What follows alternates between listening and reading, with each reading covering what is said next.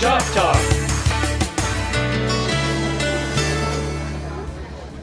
Hello and welcome to Shop Talk. We're here at Dock 410 today with Mark Wilkes, a purveyor of cool stuff. Hey, nice to meet you. Nice to be met. Man, you're not lying about that. Yeah. If you've never been in here, you got to come check it out. Tell us a little bit about the history of Dock 410. Well, I'll give you the short answer for the long story.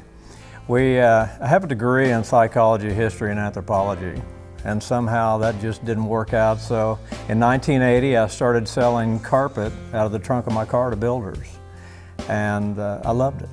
I loved being mobile, I loved meeting people, and I was successful at it. So I worked for a guy for a couple of years, and then we decided to do our own thing. So we started Cottonwood Interiors. Cottonwood Interiors, we started selling carpet and vinyl and tile and things like that, but over a period of time, within a few years, we had bought a new location at Chautauqua and Douglas in a cool old building, and we were a full-blown furniture and design store. So we had over 35 people working for us, and you know, it's kind of like the story of, you know, the stick with the plates on it. I mean, we had things going, and we had a very successful business. We were a pretty high-end business, but we got to the point we love to create. Judy and I both are very creative, and we just love to, you know, put homes together. We're self-taught. We didn't go to school. But we loved working in interiors and working with people. So we started bringing containers from Europe into our store. And it was very successful. And we loved going to Europe and buying all these cool things. And we finally decided that we needed a place to put it besides Cottonwood Interior because it was just jam-packed. So we bought this building in 1998. And we started to bring our containers in here and have little sales with no heat. I mean, they were cold sales. I mean, we were hot, but they were cold.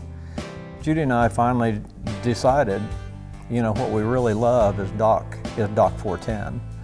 And so we decided to shut down Cottonwood and just do this. And we went from 35 people to Judy and I and my son and our dog.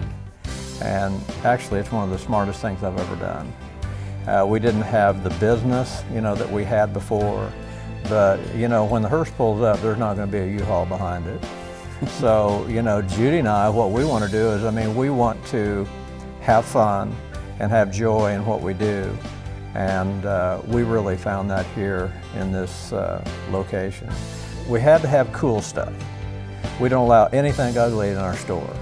We wanted it all to be cool, but we wanted it to be more affordable. So on our trips to Europe, we started to buy things that we thought were a little more affordable for people. And then we have suppliers throughout the world. So we just started bringing in things that were cool, that were you know, a little bit more affordable, but we don't carry junk.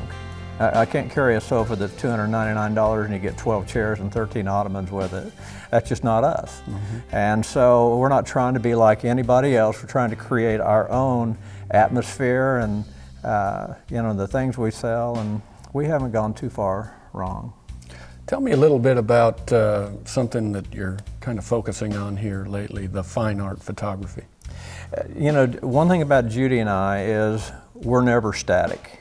We never try to chase what everybody else is doing. We try to create our own thing. We just want to do our own thing. We don't want to follow anybody else.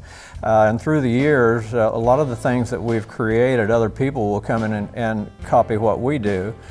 We don't get bothered by that, or if they pick up some of our lines. What we do is we just go out and create and do something different.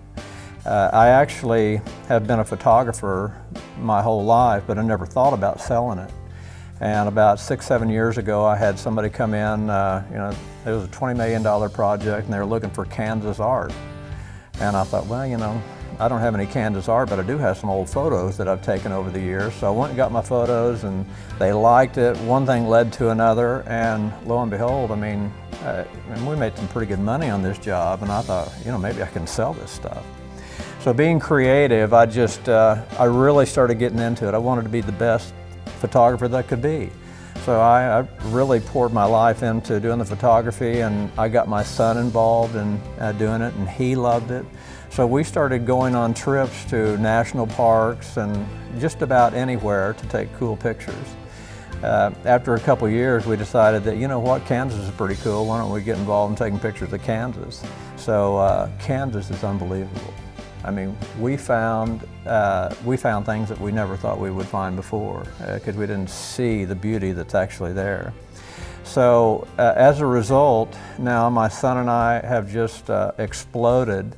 I mean, we have over 200,000 images now, and they're growing by the day. We shoot every day. You know, wildlife, landscapes. I mean, if you're walking down the street and you see me down on my knees, I'm either taking a picture of the concrete or I'm praying. So, I mean, there's cool concrete out there. So, you know, it has, you know, we're always changing, and we've reached a point now, we want to still carry all our cool stuff, our furniture and all that, but we're going to devote this year to our fine art photography and really getting it off the ground because we think we've got a winner.